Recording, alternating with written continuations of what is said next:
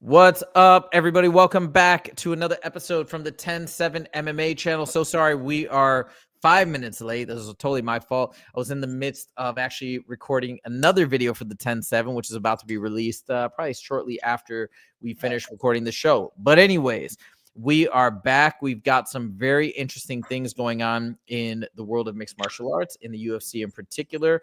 What's up, MGAL4 Productions? He's back in the mix. And by the way, guys, as you trickle in, let us know if you saw the video that Justin made about DDP. I think it's a really, really good video. If you guys haven't seen it yet, you should definitely check it out. MGAL4 Production says, I was wrong. Merab ran right through Sean. Yes, Merab is the GOAT of 135. We're going to talk about that in a little bit. Western says, yo, lads, what's up, Western? We're going to talk about Merab later on because if you guys did not see, Merab actually has moved up, which is crazy. He's moved up to number 2 on the pound for pound list. How crazy is that? And I want to hear your thoughts later, Justin, for sure, because I'm sure you have a lot to say about all of that. But as we kind of get into the weekend, we've got a card coming up this Saturday in Atlanta, and a card that I think the headline fight is very, very interesting. We have Usman versus Buckley at the top of this. Justin, let's talk about this fight. Let's talk about Buckley. Now, the last time we saw Buckley, we were in Montana watching on our phones. We saw Buckley take on Colby Covington. What was your let's first back it up to that fight. When you saw Buckley basically lay down a massive beating on Colby, what was your takeaway of Buckley and his abilities? Well, I've never questioned Buckley's abilities. I think he's, man, I mean, you remember that spinning back kick knockout that put him kind of on the map? Yes. The kid is a super fighter. He's a super athlete, and he takes his, and I know for a fact he takes his training really seriously. I don't really like Buckley. I'm not a fan of Buckley. Again, not because he's not a great fighter. I think he is great. He's won me money against Colby Covington. I just don't. I think he's really arrogant and he's really cocky, man. And I think he's a little bit too cocky for his own good. I mean, you beat a washed up Colby Covington that hasn't won a fight in probably 5 years. That's why I put money on him. And, I understand Colby can get under your skin and there's shit. I don't know, man. It's just something about him. Like I said, phenomenal fighter. I wouldn't want to fight him. Me and you together, we lose, bro. You try to get him from the front, I'll attack him from the back. He'll probably spinning back, kick my fucking head off, and then follow up with some crazy athletic attack to take you out, man. I don't want to take away from how I feel he is as a fighter. I think he's an incredible fighter. Right. Unfortunately, I'm putting money on Buckley. Actually, I'm not going to because I think he's going to be a favorite in this fight. But I want him to win this so bad, man. Dude, this guy is such a great guy. He's a great guy for the sport. He did so many great fights. Unfortunately, I think Usman is the new gatekeeper right now. He's just a bigger version of a gatekeeper than Kevin Holland. I think his injuries are really showing through. I don't think he's fighting to be a champion anymore. I think he's fighting for a paycheck. Man, you look at all these great fighters, man, and it's so – and I go back to Anderson Silva, who's one of my favorite fighters. He was on a 16-fight win streak. He breaks his leg. He gets knocked out. Then he breaks his leg. And then he has the Michael Bisping incident at 185. He loses to Israel Adesanya. Like, man, we're talking about one of the greatest fighters of all time on a 16-fight win streak in the UFC. I think the second – Islam isn't there yet. Nobody's there yet. Khabib never got there. But he ended his career losing. He was a losing fighter at the end of his career. He couldn't find victories anymore, man. And I feel Usman, one of the greats in the division. Some people say he's one of the greatest, welterweights, come through ever. But he's losing so many fights in a row. People discredit that. And I feel Usman's kind of on that path right now. And it's so crazy, Jose, when I see these things, because I'm not a world champion by any means, but I used to be able to win a lot of fights. And then something just changed and you just stop. You just stop winning. And you can't, and I'm telling you what, and I can't speak for Usman, I can't speak for Anderson Silva, but I can speak for myself that something changes and you're not fighting for the same reasons anymore. And it's not a conscious thought. It's a subconscious thing. Because as I told you in all my fight buildups, this is the best I've ever felt. I hired a nutritionist for this fight. My nutritionist lived at my house. to make sure that I was eating the things that I needed to do to make weight, be the strongest and the best athlete I could. You understand? I did everything perfect. I didn't drink. I didn't party. I was sleeping 10 hours a day, training 2 hours in the morning, 2 or 3 hours in the evening. And mentally, I felt good. And then I get in the fight and something is compromised. And something, I don't have that same kill. It's like, all right, well, we're not losing. Let's just sit. Like when I was fighting Carl Deaton, like he's on top of me, elbowing me in the head. It's like, all right, well, let's just grab that arm. Let's hold on for 30 seconds. And, let's reevaluate here in a 30. Give myself a second to catch my breath. I never did that before. It was, get up, motherfucker, kill this motherfucker. Like, this guy's elbowing you in the head, get the fuck up. But then something happens, whether it's age, whether it's an injury, whether it's whatever it is, and you're not the same person anymore. And again, I keep reiterating the same point, but I'm speaking from experience. And I feel that Usman, and again, I'm not a world champion, but I feel something's different in his brain. He's not fighting for the same reasons, and he just can't find ways to win anymore. Okay, let me give a different perspective. Now, am I worried that Usman is going to lose? Definitely. And I'll tell you I've been really trying to think about this a lot now. And I'll also admit right off the bat, I'm probably picking somewhat with my heart because I am an Usman fan, especially since he's done the pound for pound podcast. Like I really want Usman to win, but hear me out here. So I know we have this idea of like, hey, he's 38. He's getting older. He's had a lot of knee injuries, these, different things like this. And people are saying maybe it's his time, but like, I don't think there's any real indication, just that he lost 3 fights. Those were all great fights. He was beating Leon Edwards the first time, then he got head kicked. I think he was gun shy the second time, but he still didn't get like dominated. Then he lost to Chimaev, who, again, from my perspective, Chimaev is the best fighter in the UFC, period. And he lasted 3 rounds. Look what happened to Robert Whittaker. Robert Whittaker got annihilated.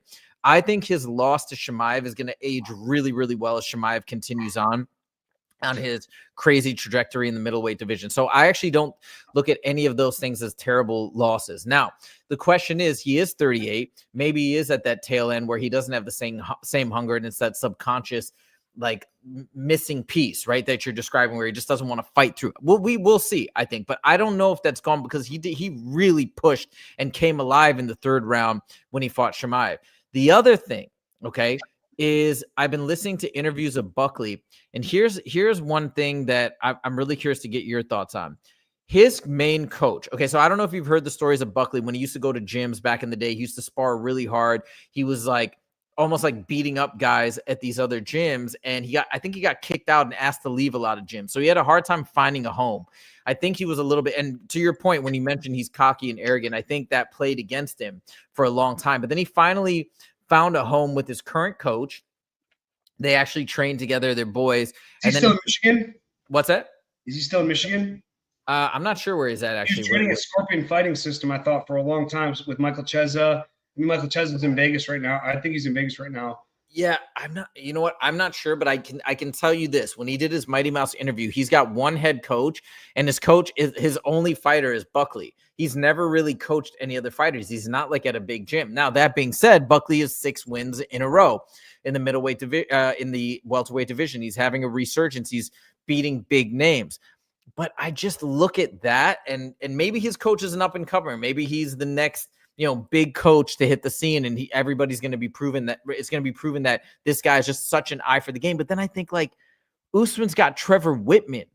Like, Trevor Whitman is an OG in the game, just like a legendary coach. So you look at the difference in the coaching staff, you look at the difference in the experience level, and again, I think there's a massive difference between Usman and Colby. Again, I rewatched that Colby fight yesterday. Dude, Colby was so out of shape. I've never seen, if you really look at him, he was really, like, normally he's ripped. He's jacked. Dude, he was like soft in his midsection. He looks so slow. All his takedown attempts in round 1 and 2, when you should be fresh, he's supposed to have the best cardio, were all in like slow motion. I just don't think he was training at all.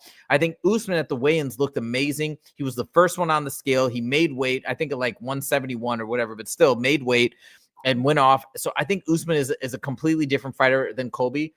Based on all of this, I'm picking Usman to get the victory. Have I changed your mind in any way? No, I understand what you're saying, and it's very logical for you to feel that way. But I also feel that in these fights, there's UFC narrative. And I'm not saying that the UFC decides who wins and loses, but there are things in situations like this that, is it better for the UFC if Usman wins or Buckley wins? I guess Buckley, but like I don't know, because Usman could have a resurgence, and if he probably Buckley though, yeah, probably Buckley. So there's Usman's. If Usman beats Buckley, he does not get a shot at. He's not getting a shot at the belt. No. There's a reason that he's fighting an up and comer, because they want to see what Buckley has, and to have a new guy, a younger kid that has less miles, that's hungry, is much more beneficial than them. That's someone that's already been there and done that. And he's lost 3 fights in a row. Regardless if they were tough fights, it doesn't matter if they're tough fights. Every fight that I was in, I was at least a -2, or I was at least a +200 dog every fight. And 5 fights in the UFC, my best odds were +210, and that was against Charles Rosa. All right, they don't give up. They don't. Man, a lot of those guys, I thought that me winning, me being a new face in the league and being a finisher would be more beneficial to them. But unfortunately, it just doesn't matter what you've done in the UFC. Again, going back, it's more beneficial for them to have the fresh face, new matchups. You want to see Usman versus Chimaev again? I don't give a fuck about that. You want to see Usman versus Israel, or not Israel? Not Israel. Leon Edwards again? I don't give a shit. Now Buckley versus Leon Edwards, that's exciting. That's a fresh matchup, and we're talking about 2 powerful strikers. Usman, what is he known for? Grappling, wrestling. He's known for grappling. Is that beneficial to the UFC? Absolutely not. As much as I love Usman, I like him. Dude, I was coaching a kids class a couple years ago, and Usman came up behind me, stood to my left. I turned, I was like, what the fuck? And he's watching me coach, and I'm coaching these 2 little kids. The kid gets up, shakes his opponent's hand, and the kid turns around, and Usman gets in a wrestling stance and starts play wrestling with this kid. Like I was so caught off guard. That was so unnecessary, but it just goes to because he knows that kid's going to remember that moment for the rest of his life. He didn't do. I mean, I didn't ask him to do that. It's just the kind of person he is. Buckley would never do that. Buckley's an arrogant asshole, man. But the UFC, I think it's better for the UFC to Buckley to win, even though I want Usman to win. And to talk about getting kicked out of gyms for sparring too hard, like, come on, man. That's the most douchebag. That's like a Kevin Lee bullshit.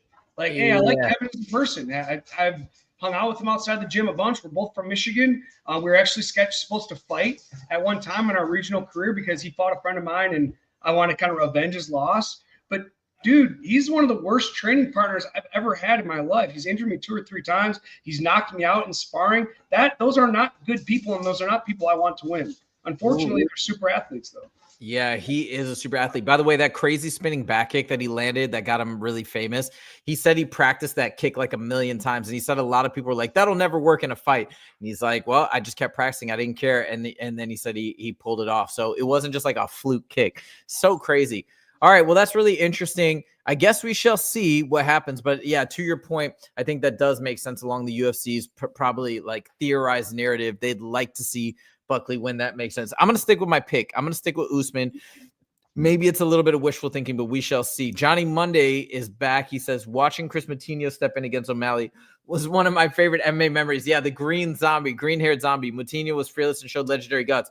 Well, speaking of Moutinho, that takes us to topic number 2. Kris Moutinho returns to the UFC. So this is actually a really cool story. If you remember, short notice, he had to step in. One of Sean O'Malley's opponents had to back out. And then Kris Moutinho came in. If you guys remember, he was like had the green hair back then, and he just would not back down. He went forward against Sean O'Malley the entire fight and almost served as a punching bag. People were shocked that he didn't go down. Sean just basically teed off on him for the entirety of the fight. And after that, Sean O'Malley said the most damage he took was to his hands because he hit him so many times, so hard that and Kris just did not fall down. So everybody was praising Kris Moutinho for his toughness. He subsequently went on to get cut from the UFC, but he's done well in other promotions, and now he's back. But again, short notice, 9-day short notice. He's back in the mix. Justin, first of all, let me turn it over to you. Do you remember Kris Moutinho? Yeah, I know him well. I trained at the gym for a little while. Oh, really? Okay, give me your thoughts. Like, yeah, tell me. Give me your thoughts on Kris Moutinho as a fighter, as a guy like that you trained with, that you knew. What are your thoughts? Stand-up guy, he's a dog. He's about to get knocked the fuck out. He's like a plus 900 dog. Like, it's the UFC is setting him up. I already looked up the odds. He's getting knocked out in the first round. I hate to say it, especially after the UFC fucking set him up with Sean O'Malley, get his ass whooped, went 0-2, and now they're putting him in a situation that he's supposed to get like knocked out in the first round or the first couple minutes. Dude, no, the odds right now says minus 2,100. What? Oh, that sucks. So no, minus 21. So what is he, plus 1,900? He's plus 900. 900. Yeah, plus 900. His the other guy is minus 2,100. Wait a minute. Who is this guy? So I don't know too much about his opponent. Hold on, let me look it up. Malcolm. Do you know who Malcolm Wellmaker is? No, but it's not even a fight I care to watch just because the odds are so crazy. And it's like this guy stepped up short notice and saved an event. And now you're doing him dirty. Like, it just goes to show how shitty the UFC is. Oof. Yeah, and the guy he's fighting is undefeated 9-0, Malcolm Malik Wellmaker. His birthday is in June. Yeah, Johnny, he trained at Extreme for a little while. I'm not saying I'm boys with him, but we've trained together. He's taken a couple of my kickboxing classes. Very humble, very nice guy. Had minor interaction with him, but yeah, very humble, very polite. Kris said in the interview during the presser, he was talking about, like, everybody remembers him, of course, for that Sean O'Malley fight, the legendary fight where he stepped in, he showed his toughness, he showed his grit. He said after he got cut from the UFC, he went through some very dark times. I think he said one of the things that saved him is his now current girlfriend or whatever. But he said he went through some dark times. Now he's gone through all of that adversity. He's made it back into the UFC. Let's say it goes the way you're saying, right? Because that's the way the odds are showing us pretty heavily. So what would you like to see if he does take this fight? Just taking a short notice, he loses. Would you still like to see him come back? Do you think that the UFC, just out of some sort of meritocracy, some sort of fairness, should they keep him around for several more fights because he's now stepped in the second time to save a big fight? What do you think should happen to Kris? No, the UFC doesn't give a fuck. Like, come on, man. Like, and again, and I can say that because I experienced it. 4 out of my 5 fights were on less than 2-week notice. 4 out of 5. One of them, they called me up Wednesday before Saturday. And they're like, hey, do you want to fight Devontae Smith? And I'm like, no, I've been injured for the last couple months. I haven't been training at all. I haven't been jogging. I haven't been doing anything.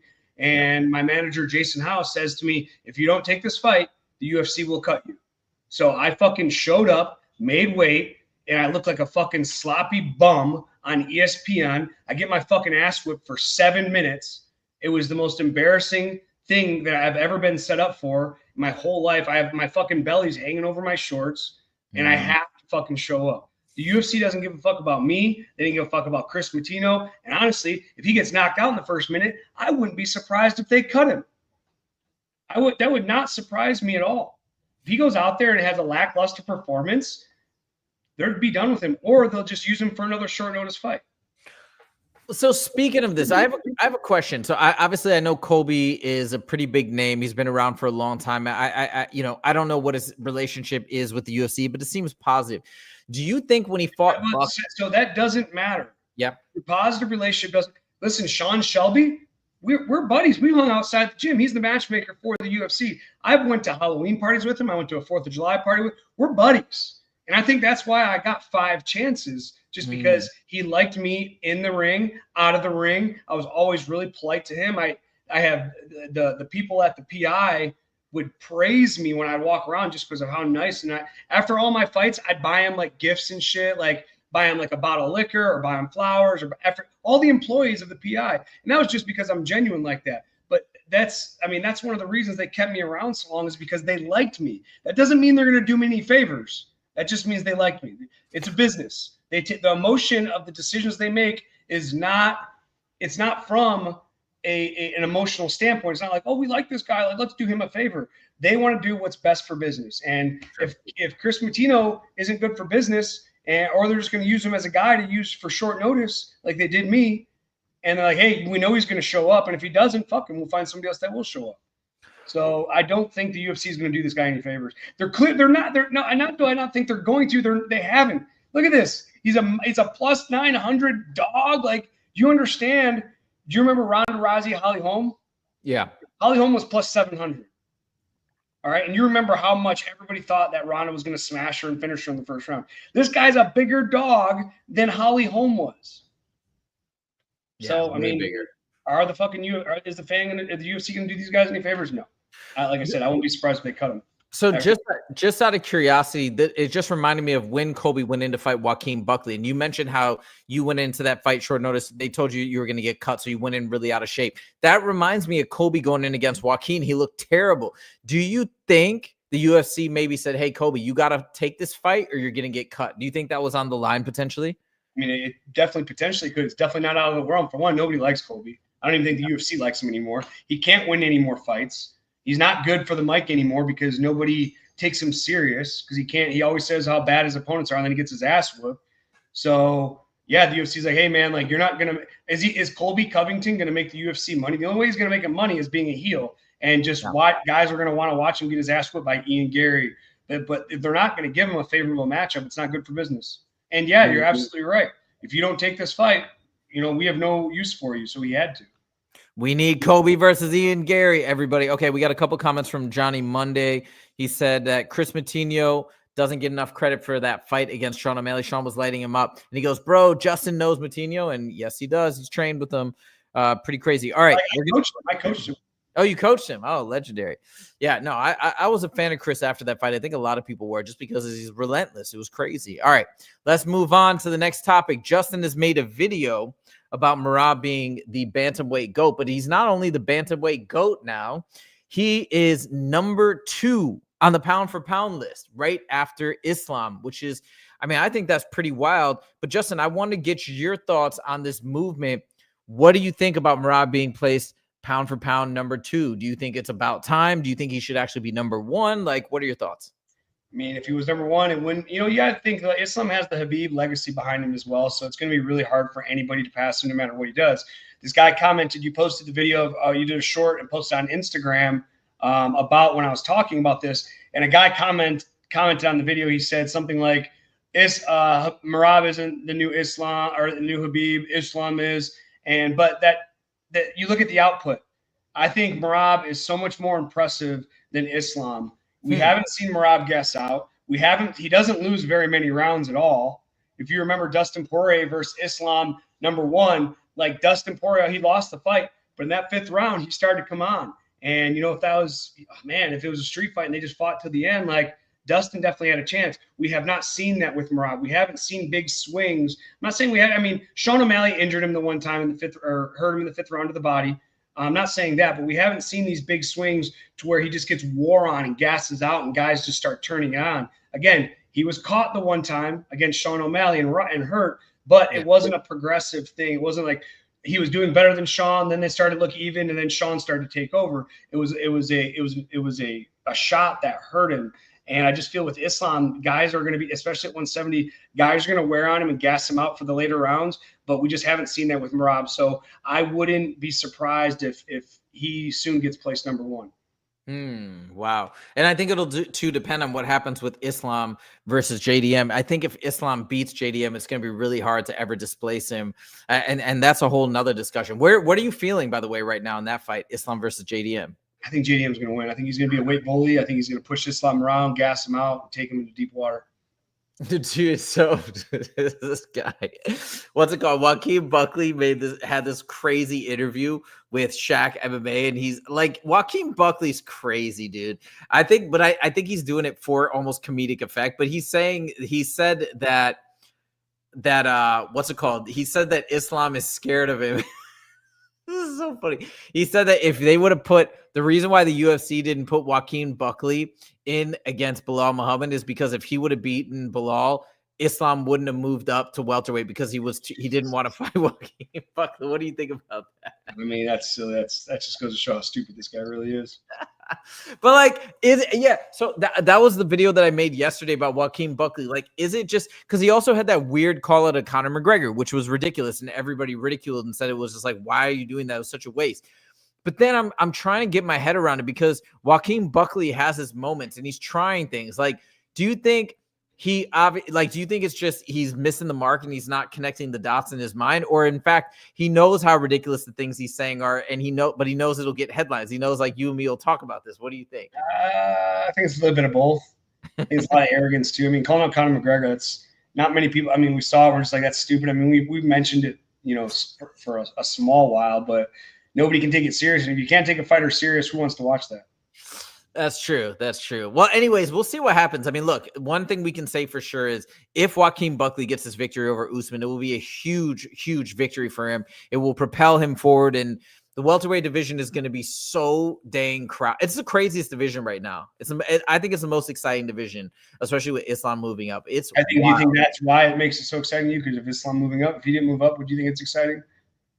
I would still think it's exciting. Dude, you have Shavkat, who's like this crazy dark horse waiting in the wings, coming back from an injury. You have Ian Gary, you have all these amazing fighters. JDM, which wasn't even, I don't even think people well, maybe people think that now, but I think before he beat Bilal, nobody was even thinking like he's in the top 2 or 3 of the division.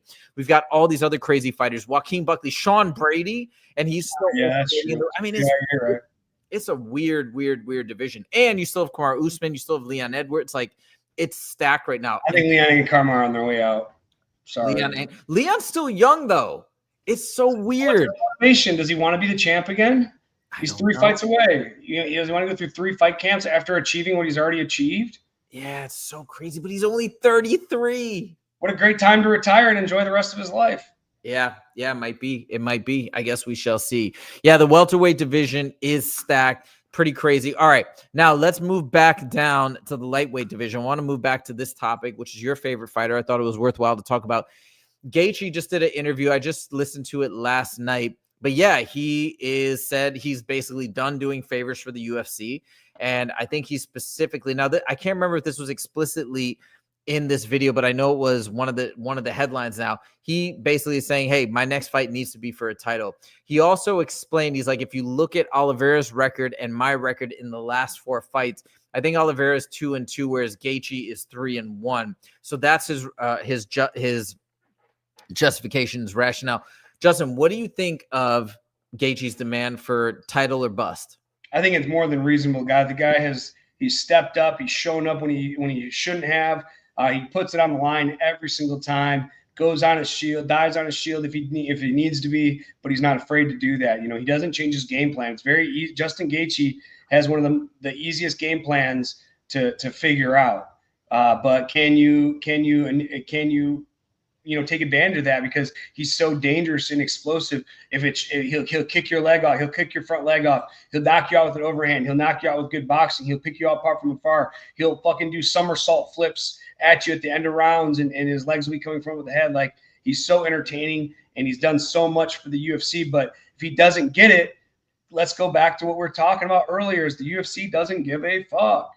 God, so I'm hoping they do in a situation like this, but will I be surprised if they don't give him what he wants? Nope.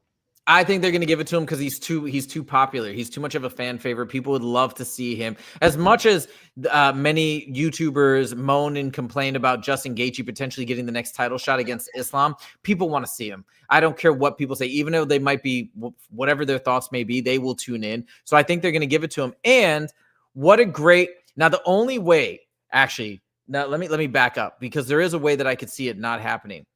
If Ilia wins – people are saying that Ilia might call out Paddy Pimblett next. Do you think that could happen? I mean, it's probably its easiest matchup. So, yeah, and it creates headlines. Creates massive headlines. And so, yeah, I mean, I think that's definitely in the realm of possibility. Yeah, that could happen. I don't know. Or maybe they can get – Paddy was calling out Justin Gaethje for a while as well. Maybe if they give him the right payday, he would be willing to take that. But I don't know. We shall see. Justin Gaethje, I feel like, is so – zoned in on wanting another title shot, and if he's said this many times, if I'm not going for a title, what am I doing in the sport? So I think it makes sense. If he doesn't get the next title, he might just walk off into the sunset. But I think they're going to oblige him. I think they're going to give him a shot. We'll see how it all pans out. But yeah, I think it's totally fair. Justin Gaethje has done more than enough for the company. Do you think his calf kicks are the best in the game? Yeah, because he throws them at all distances. He'll throw them at boxing range, and he'll throw them at long distance range, which a lot of guys, you have someone like, trying to think, that Brazilian incredible kickboxer, his lightweight, Barboza. Man, I think Barboza has some of the less leg kicks in the game, but he doesn't throw them at close range. He only throws them when he's out of jabs range, so he doesn't get countered. But Gaethje will be right in the pocket in boxing range, put his hands up, and just wing that son of a bitch. And I think it's beyond impressive. I saw this really cool video of Ian Gary teaching somebody else how to block a calf kick, how to check it. And it was super, super cool. I got to send it to you. I would love to get your thoughts on the technique, but basically the main point he was making is like, he's like, don't do a big turn. You don't need to like turn like at a 45-degree angle or anything. He's like just barely angle it slightly, like, if you're checking it out to the left, you just angle it slightly to the left. And he said that just slight change in angle, you can do it quickly. And it's enough of a turn where it's going to catch shin on shin. It's going to cause a lot of pain to the other, something like that. Anyways, I got to show it to you. I thought it was super cool. And I know you're a big fan of these calf kicks. Okay, let's move it on to our final topic. I just thought we could preview Ilia versus Oliveira. This fight is coming up on June 28th. So 2 weeks from Saturday. Let's get your initial thoughts. Which way are you leaning this far out? I want Oliveira to win so bad, but we're going to go back to the UFC narrative. I know I sound like a broken record talking about this. Is it better for the UFC if Oliveira wins or if Ilia wins? And again, I don't think the UFC makes the decisions on, tells the ref or pays the ref or pays the judges off, but I think they give matchups according to who is favored to win. And I think Ilia is definitely favored to win this fight just because of the momentum he has. Oliveira eats a lot of shots, on the feet. And that's the thing. A lot of times he'll get dropped and he's trying to pull guard so he can work his grappling. I don't think Ilia is going to be afraid of his grappling. And I think Ilia is going to hurt him on the feet and then probably finish him on the ground. Dude, I got to be honest. I'm rooting for Oliveira, and I was actually going to pick him, but you know what? I'm not going to pick with my heart this time. I think I agree with you. I do think Ilia, you're right. I think the UFC wants Ilia to win. I think they've chosen this matchup carefully. Not many other options probably for the time. It's either Ilia versus Justin or Ilia versus Oliveira. So they had to go, I think, with I think Justin's more dangerous than oh, yeah? Oliveira. I think because Ilia will try to stand with Justin, he can get knocked out, where Oliveira will stand with him. But I think Ilia is a little bit better of a striker, and Justin's just a more dangerous striker. Not saying that Oliveira can't knock him out, because Oliveira does have great power and he has great boxing, but it's just not as unpredictable. I think he's going to, Oliveira has very straightforward, straight punches. He has a beautiful left hook. But I think Ilia is just going to overwhelm him with speed and power. We shall see. We got 2 weeks left before this fight, and I can't stress enough how excited I am for Usman versus Buckley. I'm not crazy, like going wild about the rest of the card. I am curious to see Moutinho. You never know. It's a fight. Anything can happen. But it would be cool if Moutinho can pull off an upset. Probably pretty unlikely.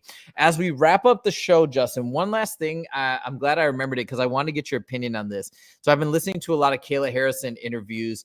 She did one long one with Luke Thomas. It was actually, dude, the guy would not stop bringing up her weight. And I could tell she didn't like, they talked about it for like 15 minutes straight.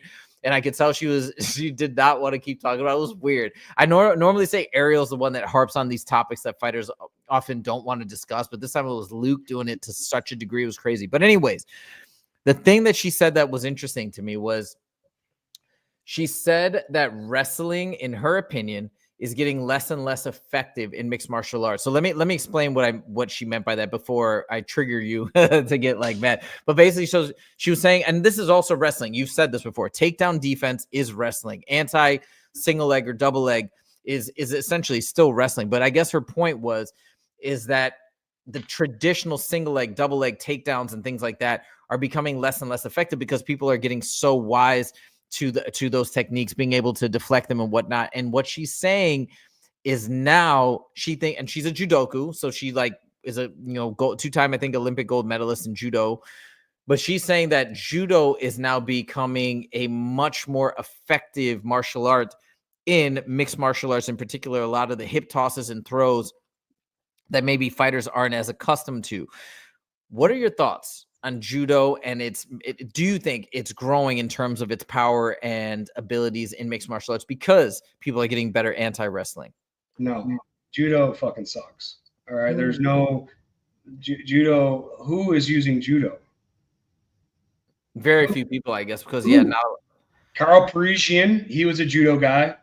Ronda Rousey was a judo guy. Now Kayla Harrison is just such a better athlete than anybody. And yeah, she might get some throws in there, but she's judo fucking sucks.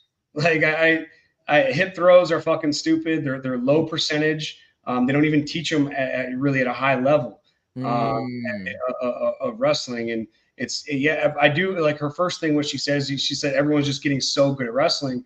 I do agree that that definitely is a thing, especially non-traditional wrestlers like George St. Pierre, who are able to train wrestling and get so good at wrestling.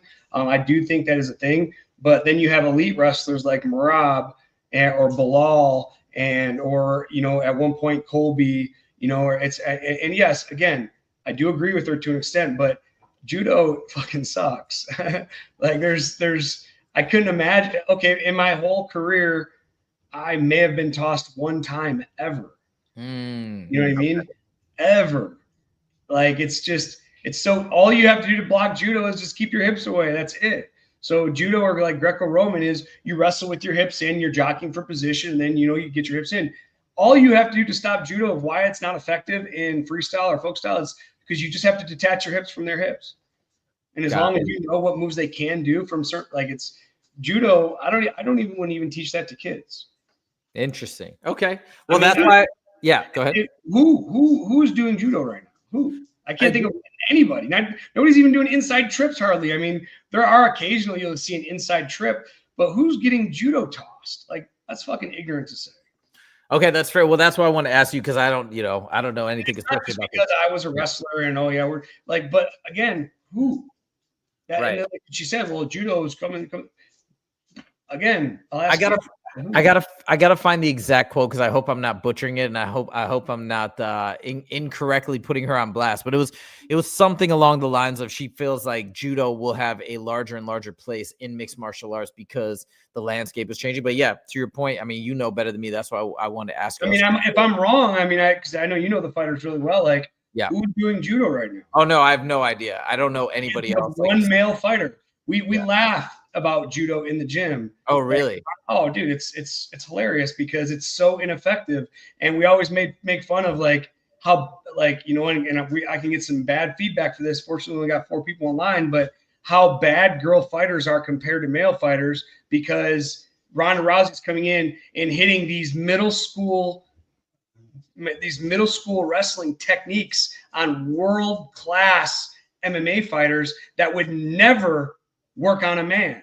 Maybe in the heavyweight division because they're slow and they're fat. The heavyweight division, it's the weakest division in MMA. But why don't you see featherweights or not featherweights, fucking flyweights going for those moves? That'll never happen. I mean, again, there's always the anomaly that one guy gets a weird mover, but who often do like, okay, I'm gonna go fight Bilal, and I know he's really good at judo tosses, so I need to make sure that no. Like, yeah, you'll get judo tossed in a weird transition, or if your opponent's really good at judo and he finds you out of position, yes, but it's so rare. It's not an anomaly, but it's almost an anomaly, at least at a high level. You know what's crazy? By the way, just as we wrap up the show and you're talking about female fighters, so Juliana Pena did an interview. I think I don't remember if it was recent or back beat up by that guy. Yeah, you heard about that? A line cook or something at a restaurant? When did you hear this story? I just saw it online a couple days ago. Yeah, dude. She said she got up and she said he dropped her 3 different times. I don't think he was like a professional or even it was just somebody it was just a civilian. That's when she realized how much more. I mean, hey, listen, I look at, Elise Anderson, she fights for one championship MMA. She was ranked in the top 3 in the world. And, she'll disagree with me and she'll tell the story different than I tell it. But my fat 200-pound friend handled her with ease. And he had she couldn't sub him, had him in a triangle, had him in a straight, his arm is straight. And she's like, I'll break your arm. And he's like, break it, bitch. Oh my God. It's not Bubba, is it? It's Bubba. Yeah, exactly. So and she's one of the best in the world. Dude, and he's never trained a day in his life. Dude, Bubba's crazy. If you guys don't know, Bubba is Justin's boy growing up. Like I've hung out with him a couple times. We were all in Vegas back in October. He was at your fight too in Montana not too long ago. Dude, Bubba has no training and he's gotten in multiple times into the cage and fought people, which is He's fought me 2 or 3 times. A real fight, and I tell him before, it's like, I'm not gonna take it easy on you, man. There's people watching. I'm not going to look like a fucking pussy against you. Bubba's dude. He's nuts. He's fearless. Well, anyways, great way to close out the show. Talking about Bubba, the immovable object, right? They say the unstoppable force versus the movable object. He's definitely the immovable object. There you go. Good times with Bubba. Guys, thank you so much for joining. We got another one in the books. We shall see how this fight goes down tomorrow. I'll definitely post a reaction video as well. Make sure to check out Justin's video on Dricus du Plessis. This is the secret sauce of DDP. Why is he so successful? So many people say, oh, he's unorthodox. We can't understand it. We can't train with anybody like him. No, there's actually a method to the madness. And Justin pinpoints it down to 3 key categories, 3 key things that he does differently than everybody else. And that's I think why he's been so successful. Maybe there's other things too, but it's a really good breakdown. We're getting a lot of good feedback. So definitely check that out. Thank you guys so much for joining, and we'll see you in the next episode. Take it easy.